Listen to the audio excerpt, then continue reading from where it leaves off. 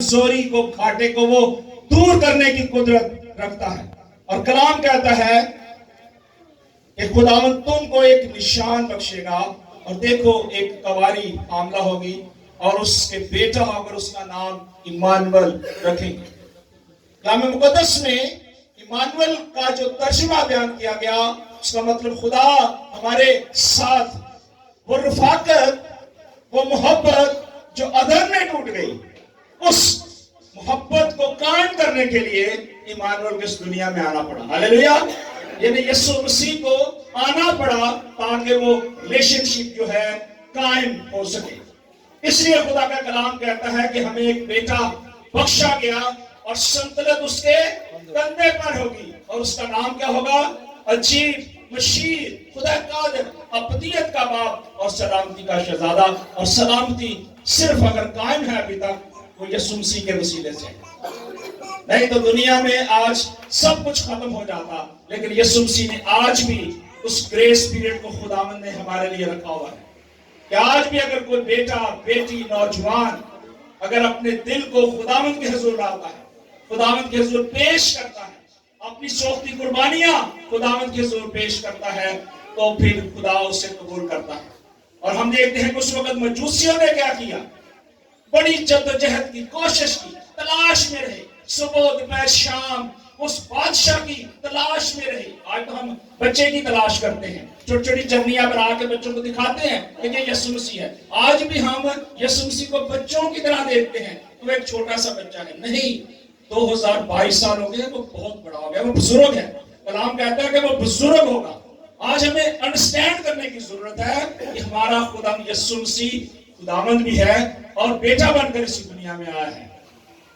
اگر اس وقت ہم دیکھیں، مجوسیوں نے بڑی تحقیق کی، بڑی کوشش کی، اور اس کے بعد اس نشان کی طرف وہ دوڑتے چلے جا رہے ہیں جو یہاں کلام کہتا ہے کہ ایک نشان دیا جائے گا. اشعیا کہتا ہے، اور نشان یہی تھا کہ وہ مجوسی کوشش میں تھے کہ کوئی شخص اس دنیا میں آنے والا ہے.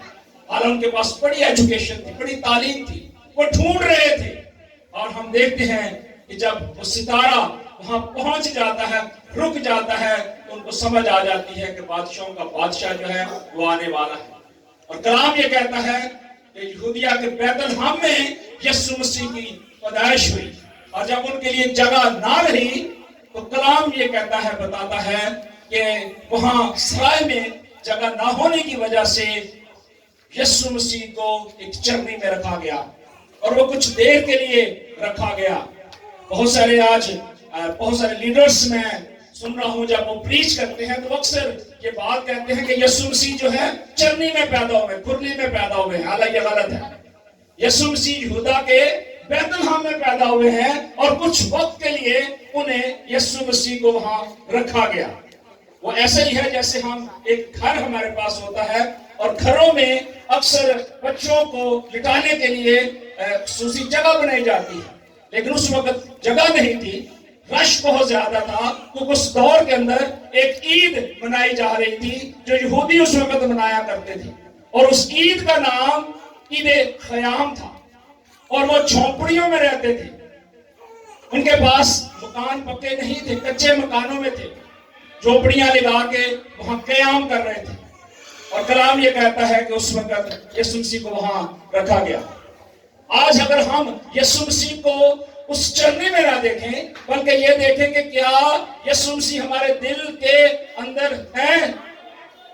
ہم بہت سارے دوست، ساتھی، کلیسیا دنیا میں کرسمس منا رہی ہے، برتھ آف جیسس کرائسٹ منانے کی تیاریاں کر رہے ہیں.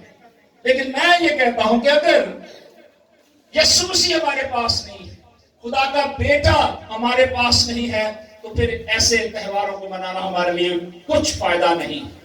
کیونکہ کلام میں لکھا ہے کہ جس کے پاس بیٹا ہے اس کے پاس زندگی ہے. جس کے پاس خدا کا بیٹا ہی نہیں، جس نے نہ توبہ کی ہے، اقرار کیا، نہ کلام سنا، نہ اس کی فرمانبرداری کی، اس کے پاس تو خدا کا بیٹا ہی نہیں.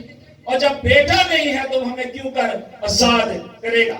یوحنا کی انجیل ہم دیکھتے ہیں، اس کا یوحنا کی انجیل اس کا 8 باب ہم دیکھیں گے. یہاں بڑی خوبصورت بات آج صبح جب میں اسٹڈی کر رہا تھا تو میں نے پڑھی اور بڑی بابرکت بات جو میرے اور آپ کے لیے ہے. میں چاہتا ہوں کہ ہم سب اسے پڑھیں. کلام میں سے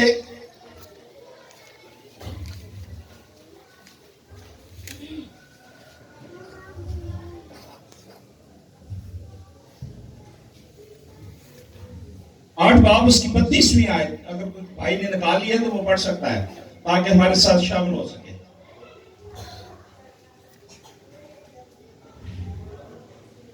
8 باب 32 آیت.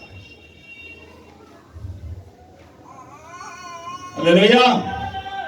لگتا نہیں نکالا. چلے میں پڑھتا ہوں. اور سچائی سے واقف ہوگے اور سچائی تم کو آزاد کرے گی. اور انہوں نے اسے جواب دیا ہم تو ابراہیم کی نسل سے ہیں اور کبھی کسی کی غلامی میں نہیں رہے. کیونکہ اس وقت بنی اسرائیلی قوم اسیری میں تھے, غلامی میں تھے, ان کے پاس کوئی امید نہیں تھی. اور کلام کہتا ہے کہ تو کیوں کر کہتا ہے کہ تم آزاد کیے جاؤ گے. یسوع نے جواب دیا میں تم سے سچ کہتا ہوں کہ جو کوئی گناہ کرتا ہے گناہ کا غلام ہے, اور غلام اب تک گھر میں نہیں رہتا, بیٹا اب تک رہتا ہے. بس اگر بیٹا تمہیں آزاد کرے گا تو تم واقعی ہی آزاد ہوگے. اور آپ کو پتا کیا ہے, ہم سچائی کو قبول کرنا ہی نہیں چاہتے. کئی بار اس پرپٹ پہ خادموں نے کلام شیئر کیا. ہم کا مطلب اس میں میں بھی شامل ہوں, ہم سب شامل ہیں, لیکن ہم ایک طرف سے سنتے ہیں دوسری طرف سے نکل جاتا ہے. ہم نے کبھی اس آزادی کو دیکھا نہیں کہ وہ آزادی ہے کیا. یسوع مسیح نے جو آزادی دی ہے وہ راست بازی کی آزادی دی گئی ہے. ایک ایسا لباس دیا گیا ہماری زندگی کے لیے کہ جس کے اندر ہم نے رہنا ہے. ہم نے وہ لباس پہننا ہے جو شادی کی ضیافت میں بلائے ہوئے لوگوں کو دیا جاتا ہے, تاکہ جب بلایا جائے تو وہ ضیافت میں شریک ہو سکے. اور اگر ایسی پوشاک جس میں جھری ہو, داغ ہو, وہ خدا کے قبول نہیں ہے. پھر ہم آزاد نہیں ہیں, ہم غلام ہیں. اگر آج ہم کرسمس منانا چاہتے ہیں تو پھر ہمیں ان مجوسیوں کو دیکھنا ہے جنہوں نے اپنے ان ڈبوں کو کھولا جس میں سونا, مرغ اور لبان تھا. آج ہم اس موقع پہ ہم کیا پیش کرتے ہیں, ہمارے پاس کیا ہے دینے کے لیے. آج ہمیں سوچنا ہے کہ ہم نے اس پورے سال کے اندر جو خدا نے ہمیں زندگی دی, ہم نے کتنا وقت خداوند کے حضور گزارا, کتنا ٹائم ہم نے دعا کی, کتنا ہم نے کلام سنا, کتنا انجیلی بشارت کا کام کیا. کتنی بہنیں ہیں جنہوں نے اپنے بچوں کو تعلیم دی, سکھایا کہ وہ کھانے سے پہلے, کھانے کے بعد دعا کریں, گھر سے نکلتے اور آتے ہوئے دعا کریں. خدا یسوع مسیح کی بارے میں تعلیم دی ہو. بہت سارے ایسے باپ ہیں جنہوں نے بچوں کو تربیت دی ہو. آج یہ سوچنے کی ضرورت ہے کہ ہم نے پورے سال میں ہم نے خدا کو کیا دیا ہے. اس وقت تو مجوسیوں نے اپنے ڈبے کھولے. آج 24 کی رات بہت ساری چیزیں کھلتی ہیں. ہلو, بہت ساری چیزیں کھلتی ہیں 24 کی رات کو, نیو ایئر کی رات کو کھلتی ہے, پوری دنیا جانتی ہے.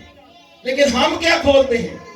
خدا کے کلام میں لکھا ہے کہ تو اپنے سارے دل, بولیں میرے ساتھ, تو اپنے سارے دل, اپنی ساری جان, اپنی ساری طاقت سے اپنے خدا سے پیار کر, محبت کر.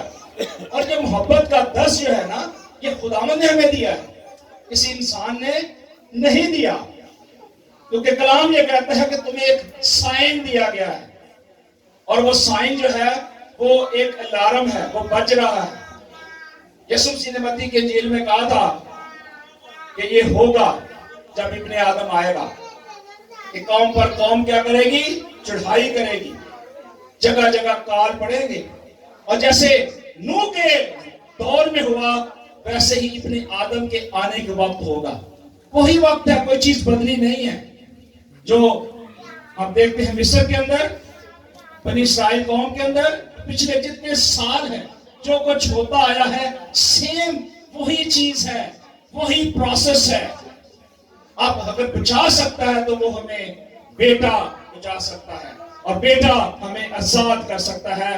لکھا ہے کہ پاس اگر بیٹا تمہیں آزاد کرے گا تو تم ہے کہ ہم آزاد تو ہونا چاہتے ہیں، لیکن اس کے لیے ہمیں تھوڑی سی اسٹرگل کرنے کی ضرورت ہے۔ ہاللیلویا، ہاللیلویا، اسٹرگل کرنے کی ضرورت ہے، زور لگانے کی ضرورت ہے۔ کسی بھی کام میں جب ہم زور نہیں لگاتے وہ چیز ہمارے پاس نہیں آتی۔ اگر آپ خدا سے باتیں کرنا چاہتے ہیں تو اس کے لیے آپ کو دعا کرنی پڑے گی۔ دعا کرنے کے ذریعے آپ کو انرجی خرچ کرنے کی ضرورت ہے، کلام پڑھنے کے لیے، انجیلی بشارت کے لیے جانے کے لیے، اپنے بھائیوں بہنوں تک پہنچنے کے لیے آپ کو کوشش کرنے کی ضرورت ہے۔ اگر کوئی بھوکا ہے تو اسے کھانا کھلانے کی ضرورت ہے، اگر کوئی پیاسا ہے تو اسے پانی پلانے کی ضرورت ہے، اگر کسی کے پاس ملبوسات نہیں ہے وہ دینے کی ضرورت ہے، یہ پیش کرنے کی ضرورت ہے۔ ہم کیا پیش کرتے ہیں؟ کلام یہ کہتا ہے کہ آج ہمیں ضروری ہے کہ ہم خدا کے کلام کو اپنی زندگی کا حصہ بنائیں۔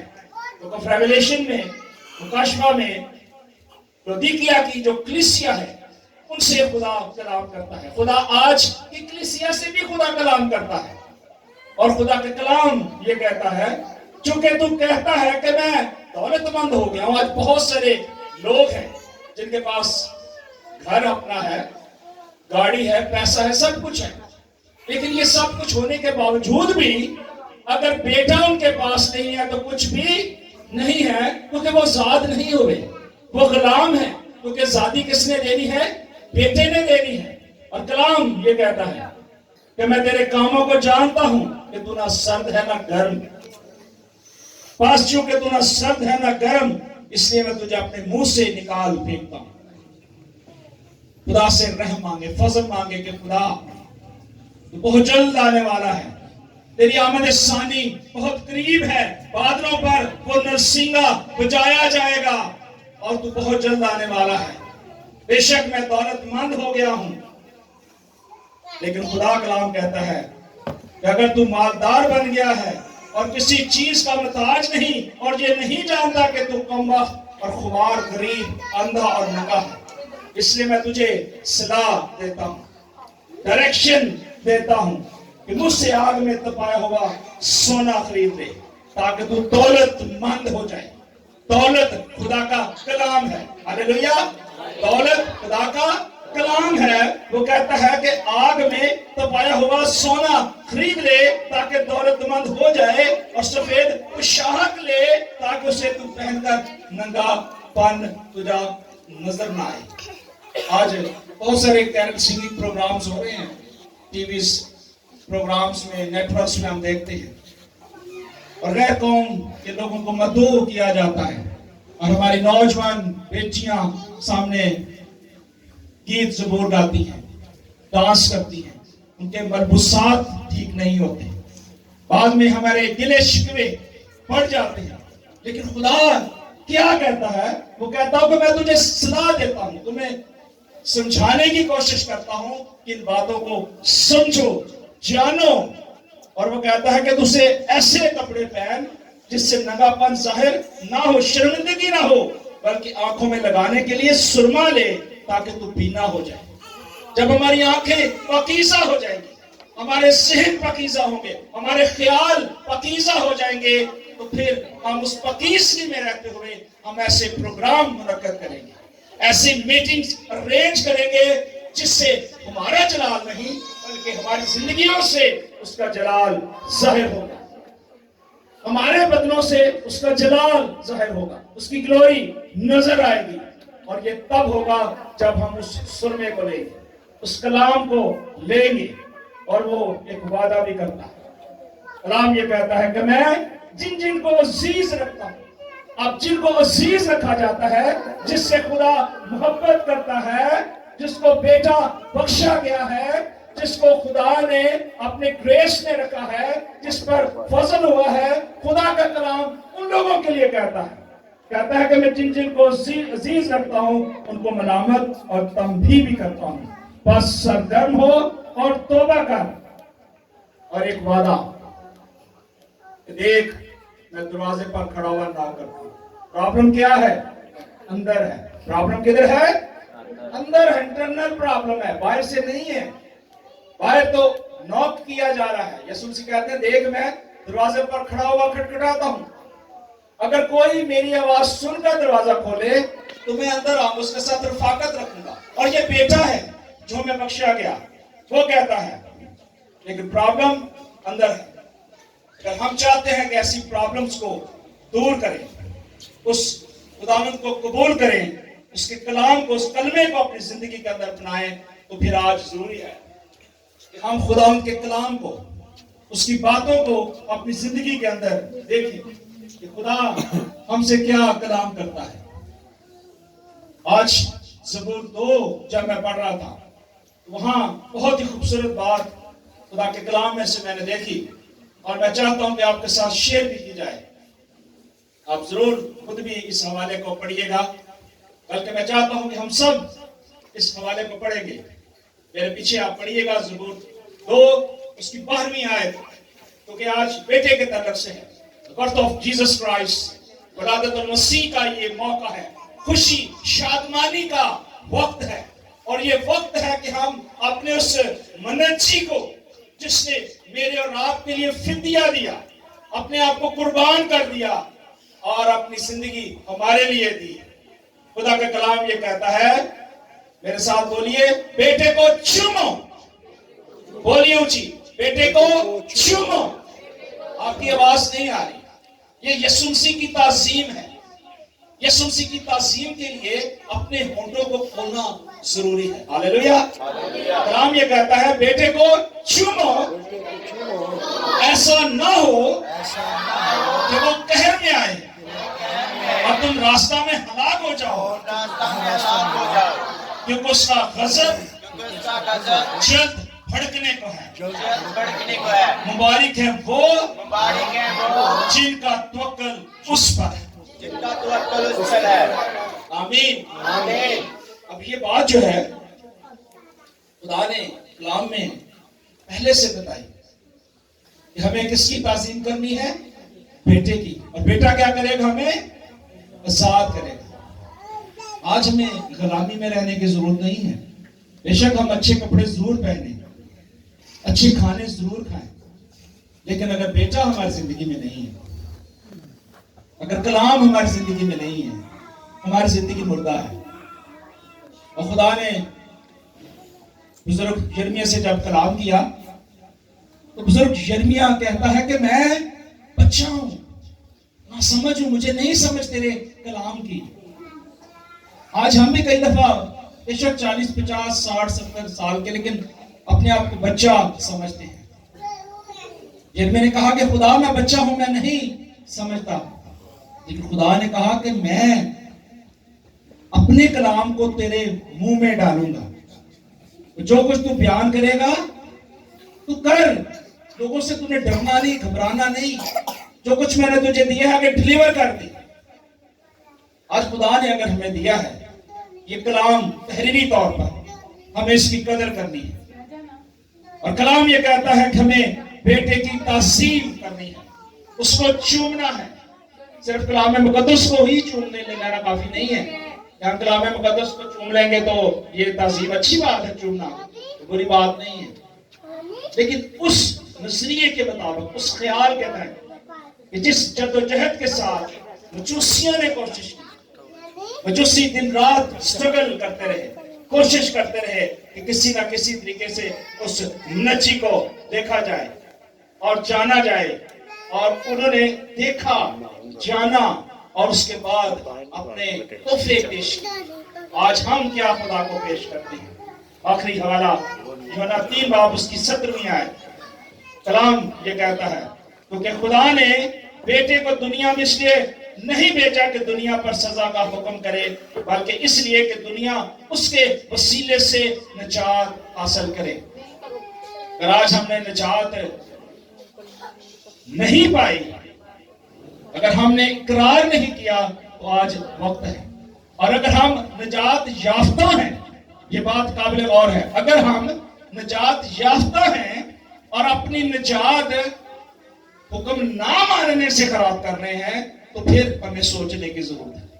बहुत दफा लोग तौबा करके इकरार करके नाराजगी में चले जाते हैं, असीरी में चले जाते हैं, लेकिन निजात पाने के बाद उसे संभालना है ताकि हमारी निजात कायम रहे। कलाम कहता है कि आप दरख्त की जड़ पर कुल्हाड़ा रखा हुआ है, किसी वक्त भी वो काटा जा सकता है, लेकिन खुदावंद ने अपने फजल को भी जाहिर किया है। खुदा ने ग्रेस पीरियड हमें दिया है, खास वक्त दिया है, और ये एंड टाइम है बेटे को चूमने के लिए, उसकी ताज़ीम करने के लिए, उसकी शुक्रगुजारी करने के लिए, अपनी जिंदगियां उसको देने के लिए। हमें अपनी जिंदगी का जो रिमोट कंट्रोल है ना, उसको देने की जरूरत है।